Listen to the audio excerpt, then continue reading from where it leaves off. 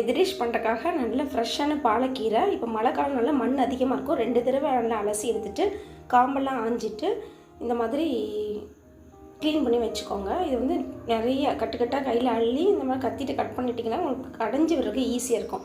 So எல்லாம் cut பண்ணி ஒரு குக்கரில் சேர்த்துருங்க. அரை மணி நேரத்துக்கு முன்னாடி ஊற வச்சா பாசிப்பருப்பு ஒரு கையளவு ஊற வச்சா போதும்.